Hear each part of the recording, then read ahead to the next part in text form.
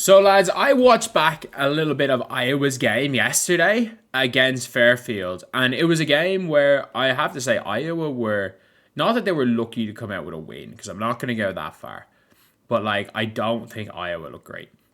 I really don't. I thought they looked very, very suspect. I thought they looked very beatable, and this is a team that this is the first time I've really said that about them this season, where they looked beatable. To be fair, Baylor did look beatable, but I mean beatable by not a non-ranked team. Because in fairness, Baylor are a good team and Iowa pulled it off. But Ava Heiden is looking like one of the better sophomores in the nation.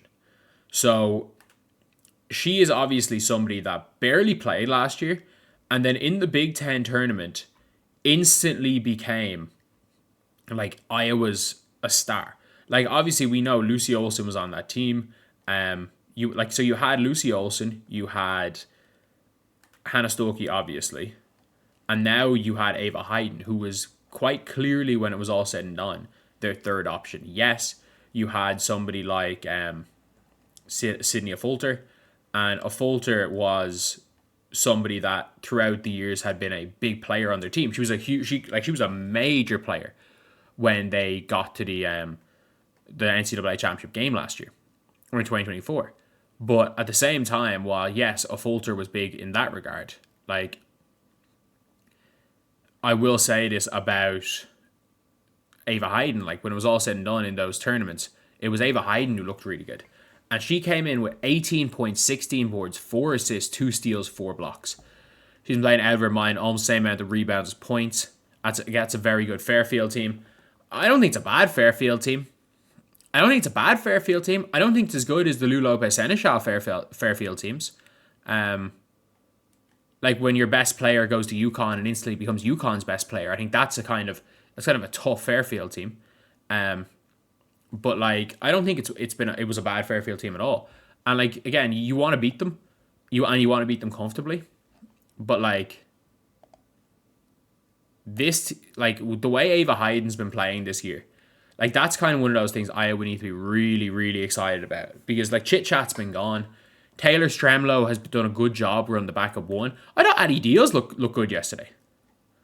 Like I think Addie Deal, she looks more with it. Like she looks like she's kind of ready to play now. I think the pace was a big thing for Deal. I think it's hard playing from playing high school to playing at the pace of the college game. Some players deal with it better than others, and I just don't. I think it took a Deal a little bit of time to get used to it. Do I think she's going to start it all this year? No. But that's the thing where it's like Ava Heiden didn't start until, if I'm not mistaken, she didn't start until the freaking NCAA tournament. And Ava Heiden is suddenly looking unbelievable as a sophomore. So not getting minutes early in your freshman season isn't the be all and end all. Like you're not like it doesn't suddenly mean you're a bad player. It doesn't suddenly mean you're done. It doesn't mean your career's over or your college career or you need to transfer. Like if Addie Deal starts not playing any minutes going into her junior season, then you look to transfer. Then you start to look to transfer, especially if your goal is going pro. And then you can start to look to transfer. But until then, there's no point in transferring after your freshman season, unless, for example, there's just no world where you get in. But like Iowa start Feuerbach and McCabe, who are both seniors. So there are two or seniors or fifth years. There's 2 players gone next year that are in your position starting over you. So in that regard, I'm always like, look, just go and be smart about it. Stick it out. And we've seen with Ava Heiden what a player can do who realistically isn't in. Like Ava Heiden's not somebody that was this hugely like there was no expectations for Ava Heiden to be this good. Like I know when she signed, it was like, oh, okay, we got a 4-star. She is playing like one of the best sophomores in the nation. She's been Iowa's best player this year. Absolutely.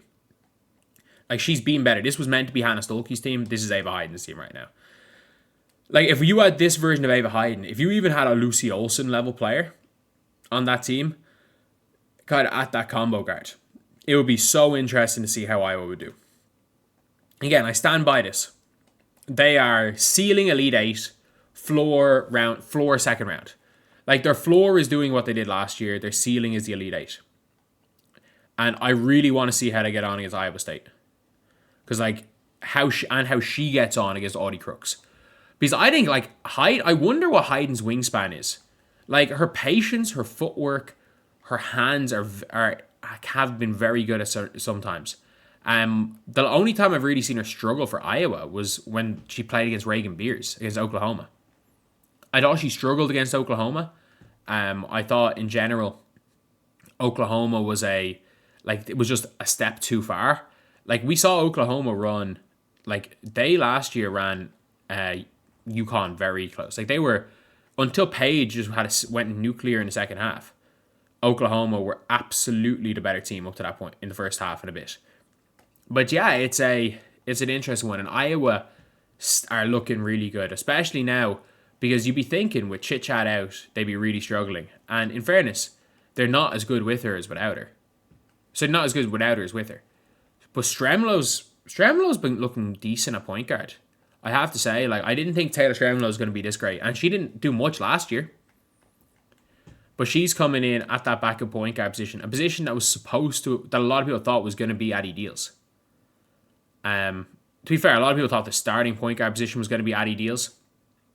And it ended up being Chit Chat. And then when it wasn't going to Addie Deal, people really thought it was going to go to Addie Deal as the backup. But I think she's coming in, when it comes to Deal, I think she's coming in and she's been a nice scorer off the bench. She is getting a little bit better. Actually, she's getting better. She still doesn't look like the 5-star best recruit since Caitlin Clark, but, like, it's hard to come in as a freshman and instantly become, like, the main player on your team. That's not something that most people are going to be capable of doing. And again, just because Caitlin Clark did it, like, Caitlin Clark is an exception. She's not the rule. And again, just because they are, like, she is the best since Caitlin Clark, just like we can't accept McKenna Willich. We can't expect McKenna Willichko to do the same thing either.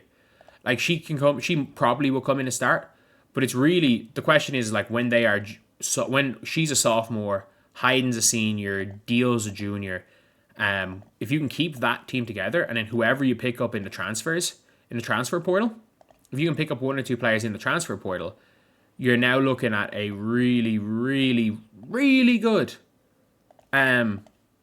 crop of players, and maybe not making a national championship run, but, like, maybe fluking a Final Four run. And you just never know. It's March Madness for a reason. Like, your Sarah Strong will be still in college at that stage, but you just don't know. UConn could bust with all the international players they're recruiting. Like, they mightn't work out. I think they might. They very well could, but they mightn't. Like, UConn aren't really getting the top tier 5-stars anymore. But anyway, yeah, that's pretty much it, lads. Let me know what you guys are thinking. Thank you guys for watching. Please like, comment, and subscribe.